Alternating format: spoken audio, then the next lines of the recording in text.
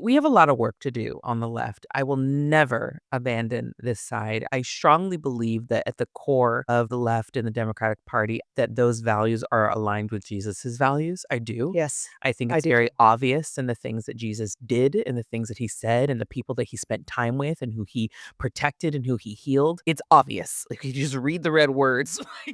This is obvious what this man is doing, right? But we don't have a handle on that type of messaging. Not that I'm saying that like faith needs to be in the Democrats' politics, but we don't really have a handle on that messaging. But I'll never abandon that side because it doesn't align with my faith. Welcome to The Sacred Slope. I'm your host, Alexis Rice, and today we're going to be talking with Malynda Hale. Something that Malynda says in this episode is people are so focused on spreading the good news when they should be focused on being the good news. Malynda Hale is an artist activist raised in the joy and the lift of the Black church. She's a progressive Christian who really never had to deconstruct to love Jesus. This episode is different because it isn't a rescue story from a harmful lens of faith. It's this masterclass in what a healthy, justice-shaped Christianity looks like in public. Malynda names what the left gets wrong about grace and messaging and shows how faith can inform politics without erasing pluralism. And she reminds us that love has teeth. So why should you care? Because if you've ever wondered how to keep your faith tender and your spine strong, how to show up online without becoming what you oppose, or how to speak, quote, Christian in a country that's tired of Christians, Malynda hands us a language and a practice. We talk about the distinctive joy of the AME tradition, women leading without apology, and we talk about her haunting protest hymn, God and His Gun. This conversation, it made me more courageous. Let's be the good news. There's beauty in unraveling, safety in the questioning. Home is where you're wandering. You're right where you're supposed to be. You're right where you're supposed to be.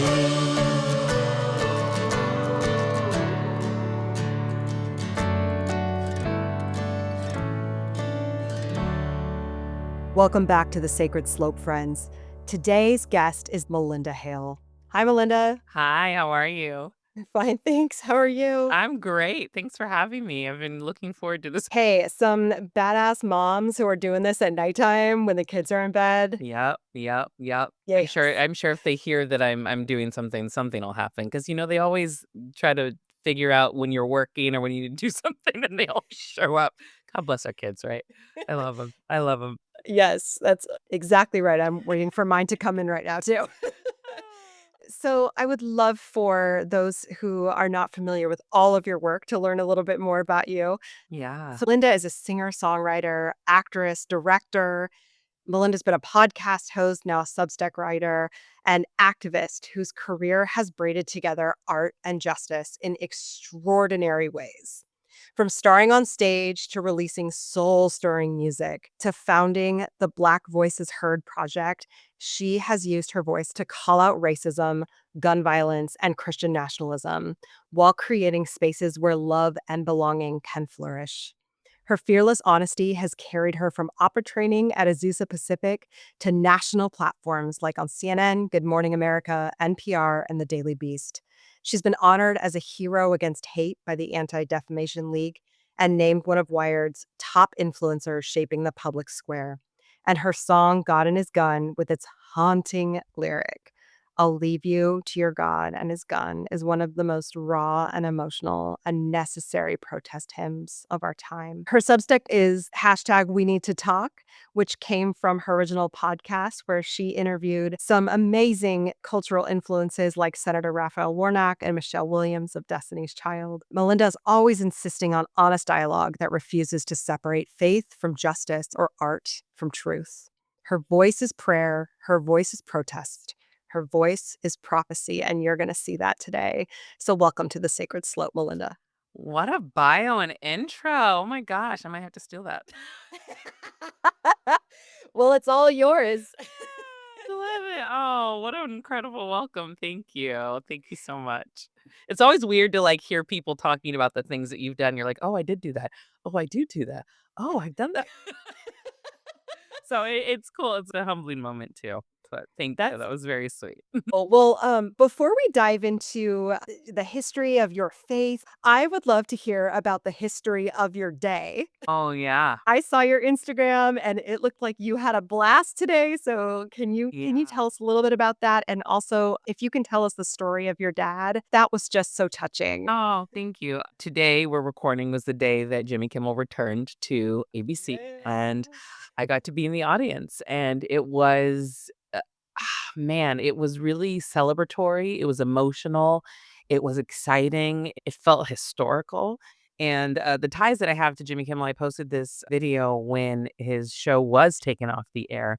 My dad was actually one of his security for 10 years. He worked security at the Jimmy Kimmel Live show. And I used to go to that show all the time when I was in college and saw a lot of great artists and great guests there. And it was a family. And when my dad retired, they gifted him they had a little party for him. Jimmy was there and everything, and they gave him a rocking chair.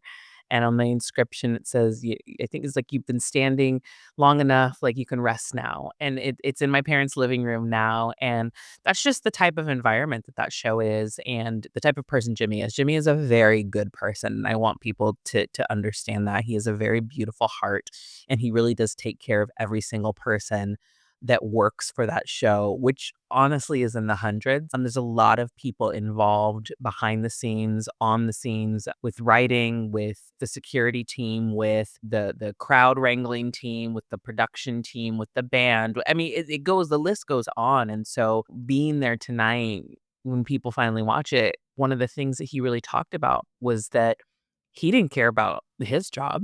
He cared about all those other people that were losing their jobs because he's like, basically like, I'll be fine. But he cares so much about these other people because without them, his show doesn't happen. And that's really where his heart is. And when he thinks about this administration going after talk show hosts, it's not about the hosts, and it's about everybody that makes the show happen. It was really beautiful to hear him talk about it in that way because I don't think people realize that it's not just Jimmy Kimmel getting fired. It's not just Stephen Colbert getting fired. It's not now the administration is going after Jimmy Fallon and Seth Meyers. It's not them. It's all of the hundreds of people that it takes to make those shows happen. Hopefully, I think that'll turn a light bulb on for them to realize that why would the president of the United States want hundreds of people to lose their jobs just because he can't take a joke? That's one of the biggest takeaways that really struck me that he was saying in his monologue. And he was very emotional and he was very sincere. But I highly recommend people watching it, if you haven't yet. But he's just he's a good human. He really is a good human.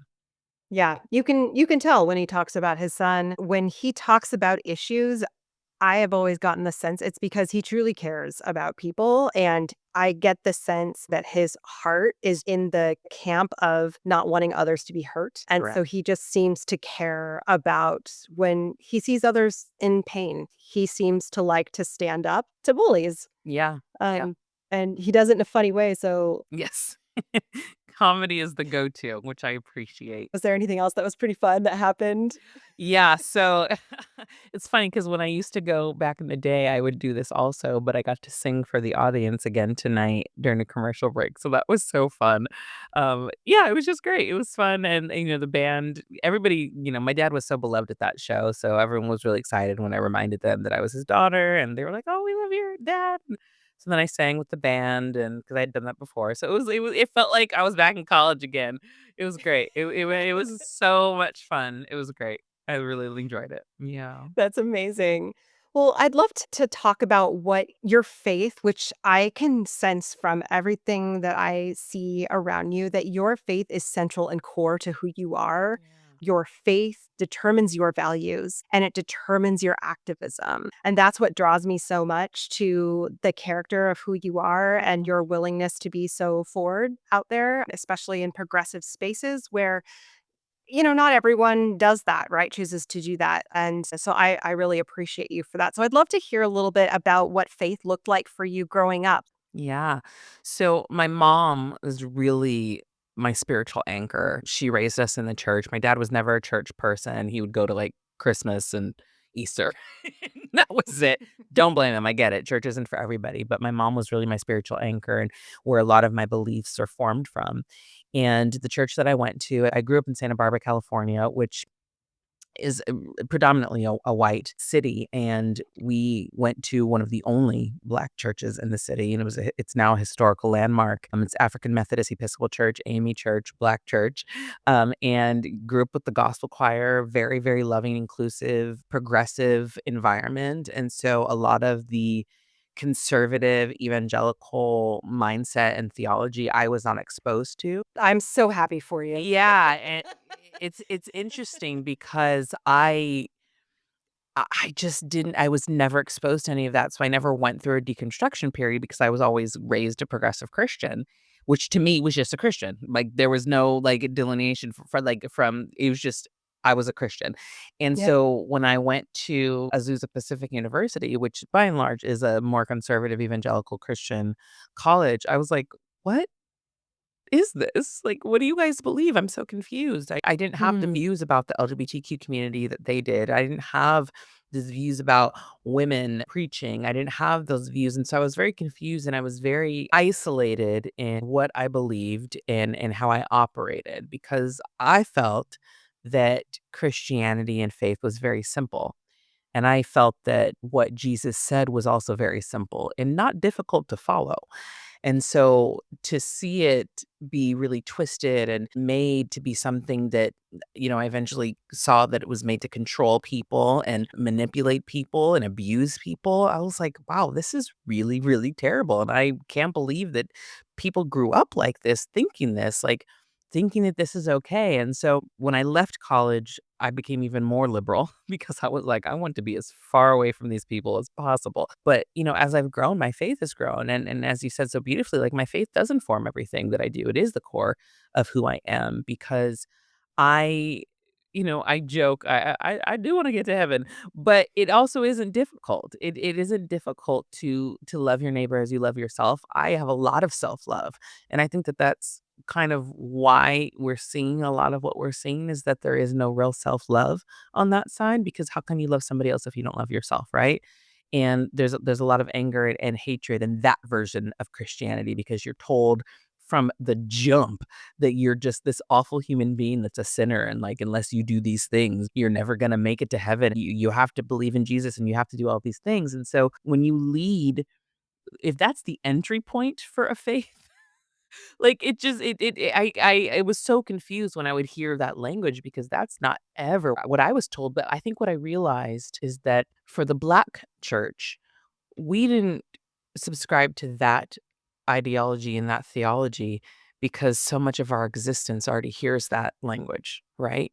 And Mm. so when we're in church, we want that to be our saving grace. We want that to be our place for healing. We want that to be our place for safety. And so you don't want to come from an outside world that is already treating you like you're at the bottom of the totem pole and then go into this sacred space that is supposed to be loving and then hear that same thing again. And I think that that's where I've noticed the difference between the Black church and the white evangelical church is that the Black church really has been about uplifting and loving and victory and glory and joy. And the white evangelical church, from my experience and from what I've heard from people in different communities I've been a part of, that it's really about like telling you all the things that you've done wrong and making you feel like you're worthless and that you're nothing. And to me, that is not really a good way to get people to believe what you believe. I just it's not a good selling point. It's a long story to talk about my faith journey, but my faith really is just centered around loving people and loving God, which is what we were called to do, and I just think it's so simple. I really just think it's so simple. But again, it starts with self-love, I've noticed. There were so many good nuggets in there, especially, when those of us who did not grow up in the Black church, this is very helpful to hear and see it. You can see that, I feel like, if you're outside looking in. There is some sort of joy that comes from people who are from the Black church and have Yeah. grown up in that. There is something there that's different, and so it's really nice to hear a little bit about that. I also really think it's interesting about what you saw at Azusa. I've had friends that have gone to Azusa and then, later came out and, that and then had to lose their faith. And Yeah. what I hear from you is that really was never even a thing. Yeah. Is that right? Yeah. 100%. 100%. I can't even imagine growing up as a Christian, as a woman of faith, being told you can lead in all spaces, including in a church if you feel called. Yeah. And then going to spaces, more white-centered spaces in the evangelical spaces where you were told, "Oh, well, no, actually, you cannot." What was that like? It was very bizarre because my associate pastor in the church that I grew up with was a woman. So I have always seen women in leadership in church spaces. And so to go to a school that a lot of people held the view that women shouldn't be preaching, I was like, why? It's about Jesus. It's about preaching the gospel. It's about telling people how to live a life that's worthy of God. Why are we putting a gender on that? Like, that makes no sense. But my junior year, they got a woman pastor. And it, like, rocked the school, and I was like, "This is so stupid, you guys. Just, like, let her preach. What is the why?" And some people just don't think women should be preaching, and I'm like, "Why?" And I think when I would question it, people really didn't have an answer for why, just because it's what they were told. Like, you couldn't give me a good reason why anybody can't preach the gospel. Like, if that's the whole thing, right? If you're gonna say that we should all be preaching the gospel, we should be telling people the good news, we should be showing people Jesus' love and telling them that is that only men that are allowed to do that? And I never got an answer, just so you know, I never really got an answer. You never did. And no, I never got an answer, and I'm not surprised I didn't get an answer because when you challenge someone's beliefs that they are just so stuck in, it freaks them out, right? They're like almost glitch. Right? It's like a malfunction. It's like, well, I, I know. Oh, they can't deal with something challenging anything that they've thought and been taught, which I get. It's very scary and very daunting to grow up with something. Let's say 18 years of your life, you've heard the same thing. And then in one moment, you hear something different that actually kind of makes sense, but that you also don't know how to justify but my whole 18 years of my life, I've heard this. So I get it. And I have grace for that. And I understand because when you're not exposed to something, difference, it can feel threatening. Difference can feel uncomfortable. There's an uncertainty in difference, right? And so I do have grace for people that grow up in these more sheltered lifestyles and these sheltered churches that teach them this kind of ideology. But when you are exposed to a different idea, explore it. Like, don't be afraid of it. It makes us better. That's why I talk about diversity all the time. People think diversity is a bad thing, multiculturalism, pluralism. It's a beautiful thing to understand other people's ways of life, other cultures, other belief systems. I mean, I have friends from all kinds of faith. I have a lot of Jewish friends. I have Buddhist friends. I have agnostic and atheist friends that are just great people. And I think really what it comes down to is whatever works for you to be the best person that you possibly can be, then choose that. But if what you've chosen is making you just be a complete jerk, like, rethink that, please. And I think that's kind of just what it has been for me with, like, the difference between conservative Christianity and what we're calling progressive Christianity is what is making you be the best person possible? What is making you lead with love? What is making you treat people a certain way? And I have just found that conservative Christianity doesn't really follow any of those ideals, and it's not something that's they're leading with. I don't even really fully remember the question you asked. This is like a therapy session for me. I'm just like Good. spewing. Yeah. Good. We're just having a We're chat. just talking. I love it. Two Christian women, trying to compare notes on. Compare notes. Yeah. Yes. You know how you said that you didn't even know what progressive Christianity was, you just thought it was Christianity? So I'll tell you, when I grew up saying, "I'm a conservative Christian," before I even I didn't even know what that meant. I didn't even know when I was young, but that was the language, the vernacular that we were given is like, that's the good kind of Christian, the Bible believing Christian. I have friends that say, oh, that's a Bible believing church. I don't know if you've heard that one. Yes, I have. There was an idea around like, we're the actual correct version of this faith. And everybody else is putting their own spin on it, but we are not. We are central. We are the most faithful to the Bible, to Mm, Jesus, and to God. mm. Which is pretty egotistical if you think about it. Isn't it horrible? So, Tim Whitaker from the New Evangelicals talks a ton about that. I must admit that I forgot to also mention you are the executive director of the New It's Evangelicals. fine. It's a new venture anyway. I'm still getting used to it as well.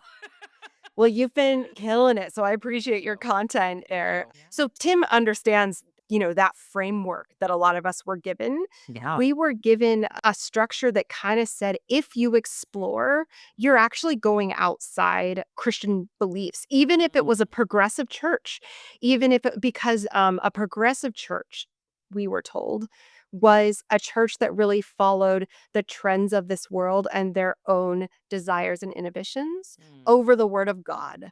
So, Malynda Hale, I would just love to hear how that strikes you. A lot of people who are probably listening were in very similar spaces as Tim and I were. And it doesn't matter where they are currently, but they have to work through that in order to even get to what you're talking about, which is go explore. It's dealing with what we're taught. Like you said, it's hard to jump out of that if you've been told that for so many years. So I'd just love to hear your perspective as a Christian. What advice do you have for people who are listening that are trying to work through that? It's hard because, again, I've never had to work through that, right? Yeah. And so the advice that I can give is coming from the lens of somebody that has observed people that have gone through this, talked to people that have gone through this and are trying to work through it. First of all, be patient with yourself. Give yourself some grace. Deconstructing and unlearning and relearning takes time. It's a process. And again, this also ties back to my whole thing about self-love.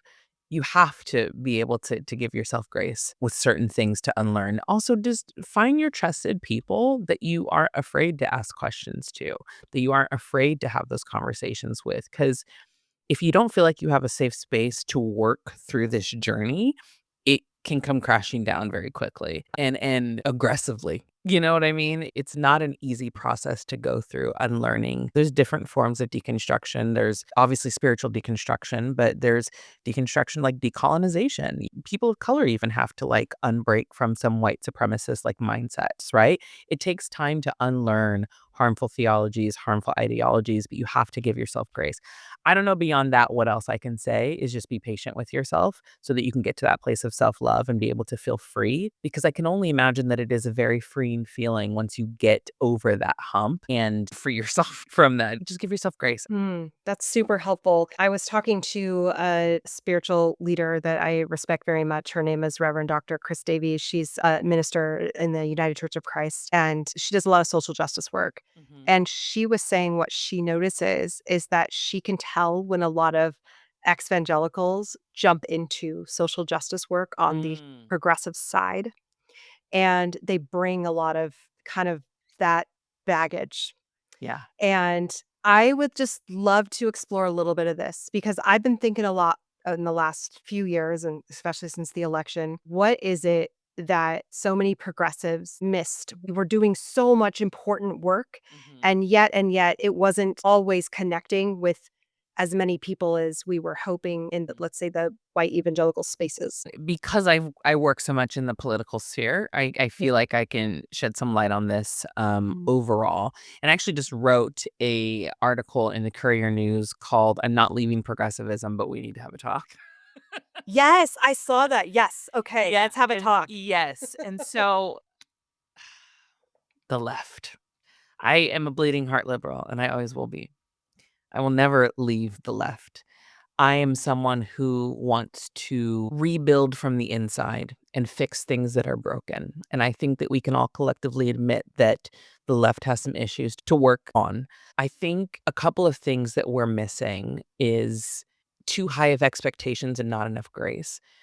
The funny thing about the right is that they have grace, but they have grace for the wrong things. I tried to say that without laughing, but it's true. They have grace for the wrong things. Like, Yeah. that's the only reason that Mhm. if I can be frank, that Trump is president again, because it's like, oh, well, he's a flawed man, but why are y'all still forgiving this man for everything that he's done? It's crazy to me. So that's an example of grace, but I don't think it's the right grace that we should be following, right? But I Mhm. think that we don't have enough grace for people that do mess up and maybe do want to learn and do better. I think there's a lot of purity tests on the left. I think there's a lack of empathy on the left while also calling people to have empathy. I think that we also haven't figured out how to have a collective care in our messaging. And I've made this joke before, but I'm like, I just wish that we would repurpose All Lives Matter. And that's what our motto is. Like, we care about everybody. And when whatever community needs us at any given time, that's where our focus is going to be. But you matter, so come to our side because we actually believe that all lives matter. And people are like, "Oh my God, you should do that." I'm not running for politics. Please don't ever ask me that. I actually hate them. I do not like politics. I have so many people like, if you ever run, I'll be your campaign manager. If you ever run, I'll donate to you. That's great. Donate to these organizations instead. But yeah, I just think that we have high expectations and not enough grace, and there's a lot that we just need to work on. And I think with this last election, there's a couple of things. I think one, we didn't try to appeal to the general audience as much as we should have. And I'm not saying that like, oh, for those young white cisgender males that are now MAGA, we didn't figure out something for them. Because that's what a lot of the, like, things that came back and said that they didn't feel like they had a place on the left. I'm not saying that we need to, like, find a messaging for that person, but we need to find a messaging that does coincide with everybody. Focus on cost of living, obviously a huge thing. That affects everybody. Healthcare affects everybody. Education affects everybody. So if we find ways to focus on certain things that we know affect the general masses, I think we would do a lot better. Trump won because he learned what groceries were a week ago. And it's true because he's like, I'm going to get your groceries down. Groceries ain't down. Okay. Groceries are expensive as all get out right now. But he learned a new word. Good for him. And he used it in his campaigns and it worked because people wanted simple messaging. And that's why I just think that I do think Dems are very, very smart, but I think that they need to learn how to dumb down their messaging a little bit so it's Yeah. accessible to everybody. So yeah, we have a lot of work to do on the left. I will never abandon this side. I strongly believe that at the core of the left and the Democratic Party, that those values are aligned with Jesus's values. I do. Yes. I think I it's do very too. obvious in the things that Jesus did and the things that he said and the people that he spent time with and who he protected and who he healed. It's obvious. Like you just read the red words. like this is obvious what this man is doing, right? But we don't have a handle on that type of messaging. Not that I'm saying that like faith needs to be in the Democrats' politics, but we don't really have a handle on that messaging. But I'll never abandon that side because it doesn't align with my faith. Absolutely. I'm also very interested in politics. I am also a bleeding heart liberal, but spent half my life as a Republican until I moved to Europe and the Iraq War and living in Europe at the time with all the protests and being exposed to people from all over the world really opened my eyes to how big the world is and also seeing the image of God in all different types of people. You can't unsee what you see. You can't unlearn what you learn when you expose yourself to the diversity of this beautiful planet and learning about all the ways that God, reflects God's self back to all of us through differences. One of the reasons I think politics is so important right now is the research that I did after the election on Christianity and the Democratic Party didn't quite mesh with what I feel like we see in our media ecosystems. Mm-hmm. Pew Research talks about how over half of the Democrats who voted in the last election consider themselves Christian. Wow. Over half. And for the people who consider themselves like the nuns or the, spiritual or agnostic, the majority of those people were raised in Christian homes. Hmm. And so what we know is that people on the left, we speak this Christian language as well. We just reflect it potentially in very different ways. We reflect it maybe through our actions, through social justice, but we're not, singing in a Denny's with our hands up high and saying, this is Christianity. Yeah. So if we speak this Christian vernacular already, how can we do a better job of being more present for people who are in the middle and who did not vote in the last election? That to me is the opportunity in politics now, like a James Tallarico right I now. was just gonna say James Tallarico is the perfect example of someone who is showing how obvious it is that the Democratic platform is aligned with the words of Jesus. He's just a perfect example. I think this is where you're going. I think that more politicians who are very, very strong in their faith need to be just as loud and proud about it as he is, because this fallacy that you can't be a Christian and a Democrat, I mean, that just needs to be broken down. It's not true. In fact, like you said, I'm surprised to hear those numbers that you shared, because I didn't even know that. But I think that people need to hear it from leadership and know that, oh, okay, I can get on board with this kind of Christian. You know what I mean? Because right now, as it stands, Christianity has a bad name. It has a bad name. And how Yep. could it not? I don't blame anybody for the feelings that they have towards Christians.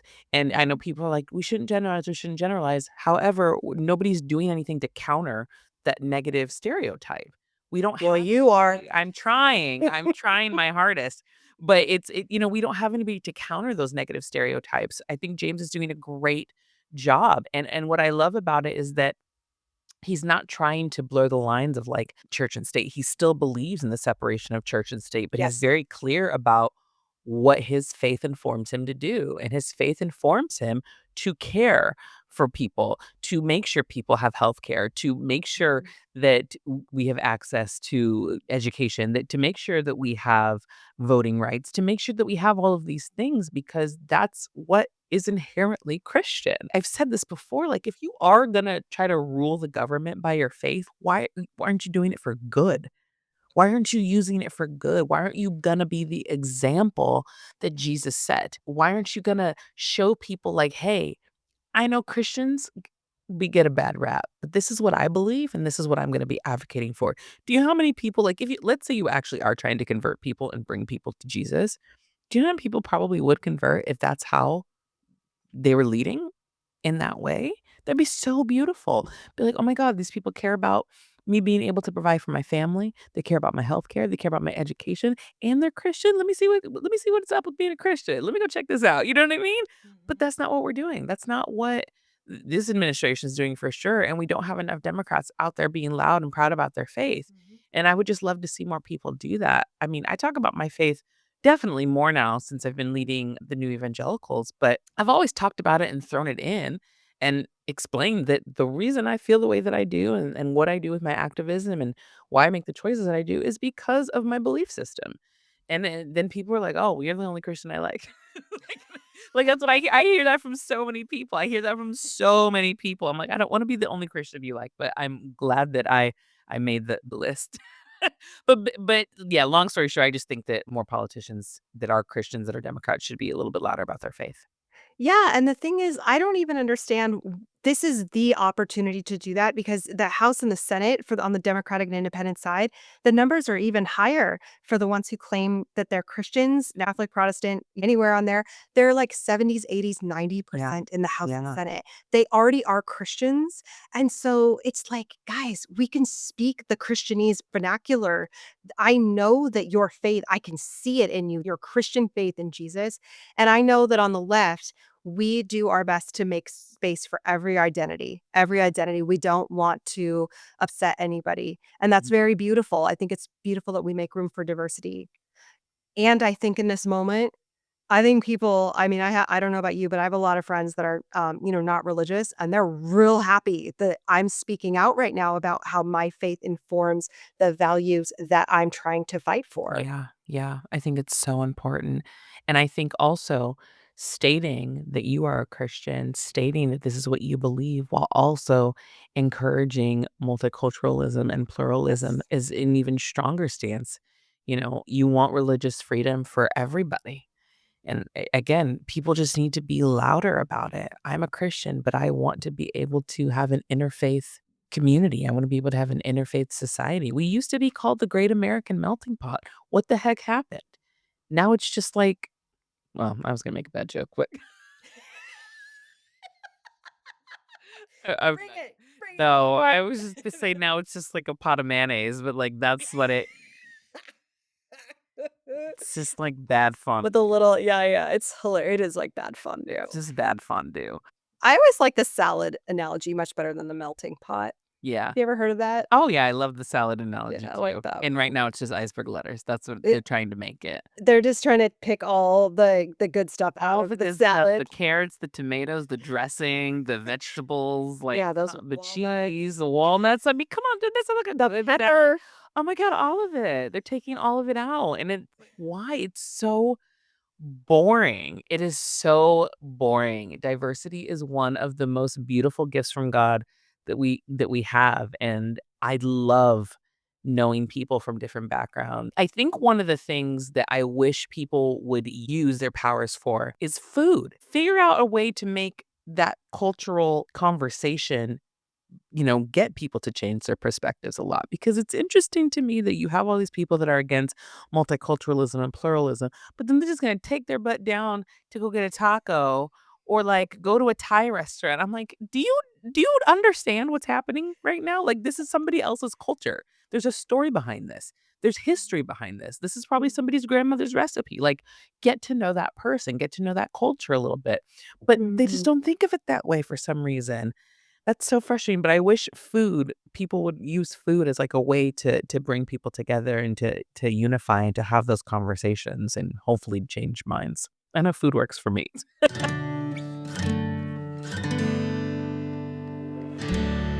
I love to talk about God and His gun because every time I put that song on, it gets me in my gut. That's what you want with music. You want it to connect you to something bigger than just the music, right? And it helps me connect to the message of what you're speaking about, and it helps me connect to God in that moment. And that video is so incredibly beautiful. They have lost the true meaning of democracy and Christianity. And I would urge you to plead with your brothers with patience and understanding, goodwill, and tell them that this isn't the way. That love is the principal thing, and I want to still say that to America.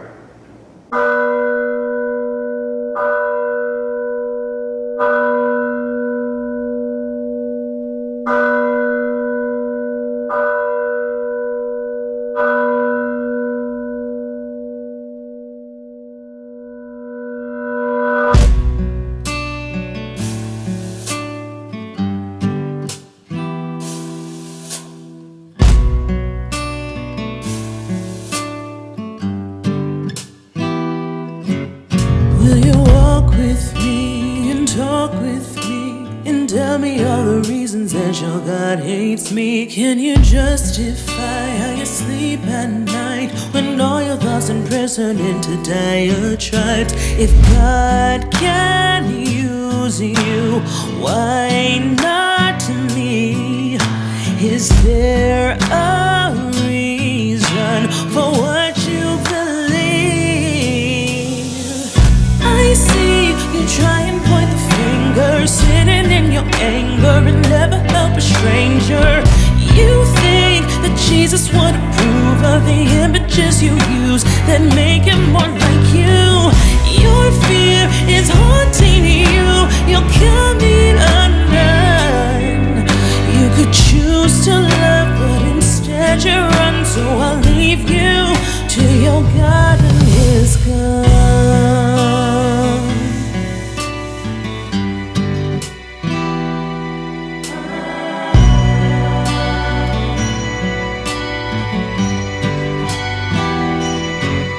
Love thy neighbor, that's what Jesus said. But tell me, where's the love when one of us is dead? Stand for justice, fight for what is right. Instead you're always trying to preserve what's right. If God can use you, why not me?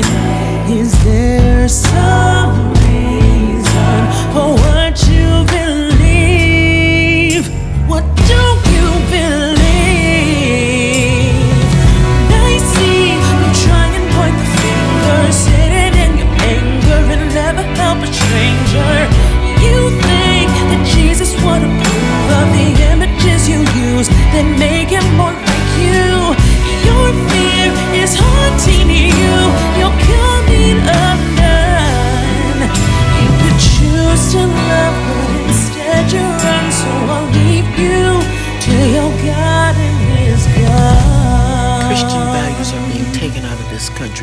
been right. They've taken God out of the schools, and now kids are being brainwashed. We can't keep exposing our children to the LGBTQ community. It's sinful and goes against God. It's our God-given right to bear arms and protect our children. They've closed our churches. What's left is gone. If he had complied with the officer, he would have died.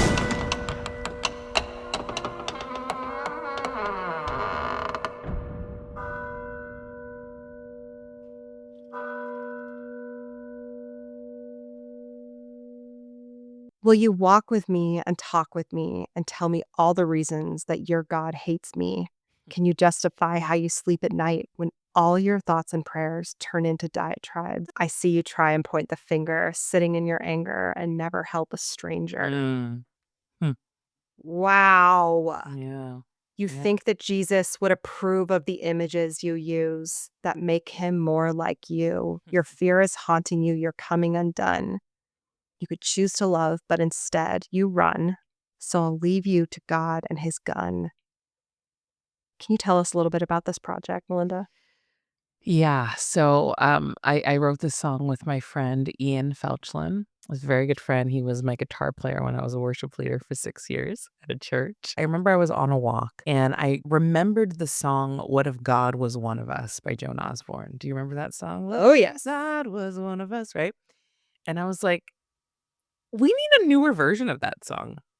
Because I loved that song. And I think that song's message is also still very applicable. Because I truly believe, and people joke about this, like if Jesus were to actually arrive and the rapture were to happen, they would deport him. Because Our rapture was supposed to happen today, by the way. We're still here. we're still here. We have another day, though. It said the 23rd or the 24th. So We get another day. we get another day. Anyways, so I was on a walk and I remembered that song and I listened to it. And I was like, I want to write a new version of this song. And so I text my friend Ian. I said, hey, can you, I don't know, just send me like a guitar track. I want to write something, just see. He's like, okay, like that, it could be anything. What do you want? And so I was like, I want to write this type of version of the song. Give me, something kind of this vibe, a little bit haunting. He sent a guitar track and I already kind of started to write a melody. I started to write that chorus that I see it. I had started to have that in my head. And he sent me a guitar track and it lined up perfectly. I was like, oh, okay, this song's supposed to happen. Wrote the lyrics. He helped me with some of the lyrics, but I had the chorus already and I recorded it really quickly and sent it back to him. And he was like, oh, this is it. And so my friend Daniel designed the artwork for the cover of the song when I just released it on Spotify. And then I shared it with my friend Michael, who I actually went to the Jimmy Kimmel show with tonight. He was like, you need to do a video for this. And I was like, yeah, I want to. And he was like, I want to direct it. And I was like, okay, cool.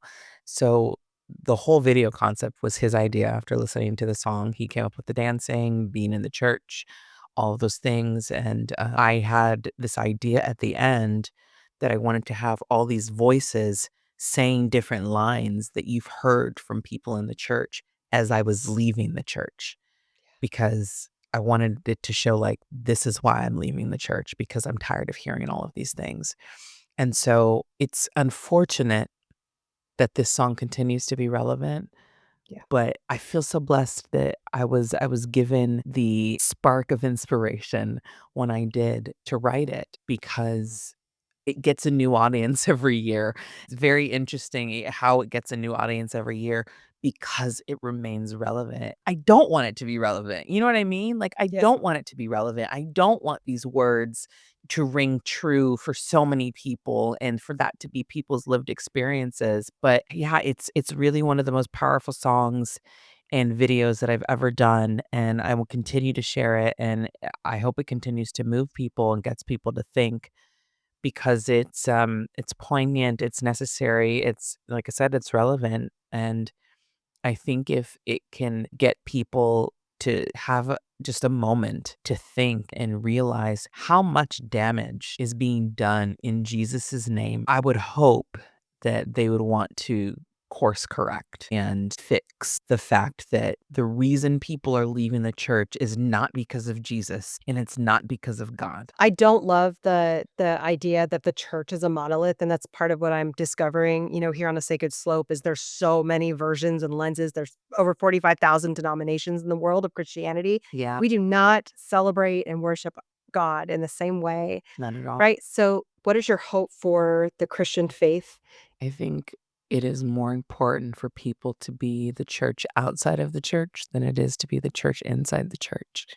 And I think people need to put their faith into action. I just said this the other day on a reel I did for the new Evangelicals, that people are so focused on spreading the good news when they should be focused on being the good news. Ooh, And I yes. think that that's what I want to see Christianity focus on.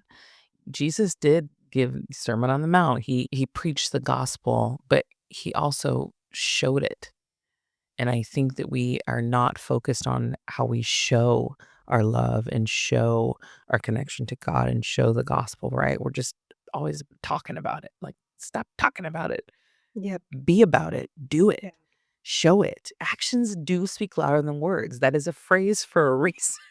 It doesn't exist in a vacuum. That's just what it is. Actions speak louder than words. Someone said this to me, and I'm like, God, that is so true. People don't care if Jesus loves them. People care if you love them because you are who they are with in this moment. But when they realize that you love them because you have this love for Jesus, then maybe that'll lead them to Jesus, or maybe it won't. But we need to be focused on how we treat people and not telling people that they should believe what we believe, because it's going to push people away. We have to focus on how we're putting our faith in action, how we're treating others, how we're showing up in the world, because then people will be like, you're really loving. You're really open. Like, what do you do? What do you believe? And then we can tell them, right? This is what I believe. And this is what I follow. And that's what informs my every move and every day. And we need more of that. And I think that if we can get to that point, we will see a lot of healing. And honestly, we probably see a lot more unity, because we would be in a place where, Jesus and God is the center, but love is the center. I mean, Yes. God equals love, right? Jesus equals love. Yeah. But love is the center. And I don't think it is idealistic to think that that can happen. I do think it's very possible.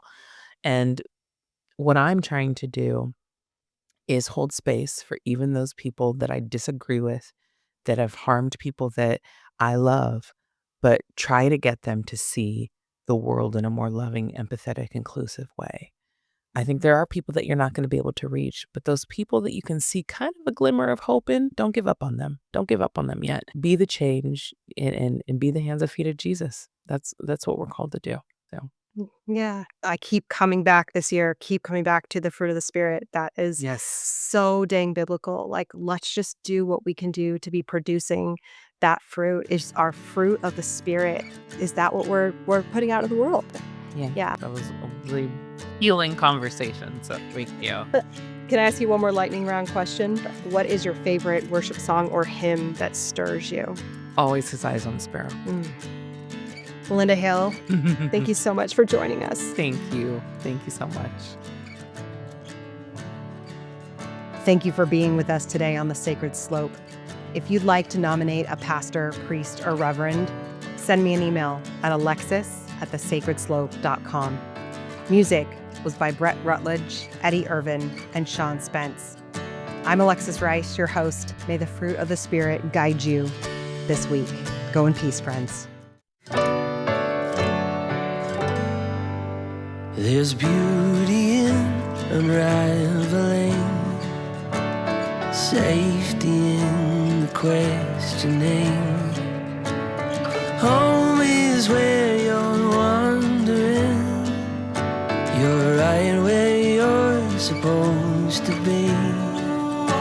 You're right where you're supposed to be.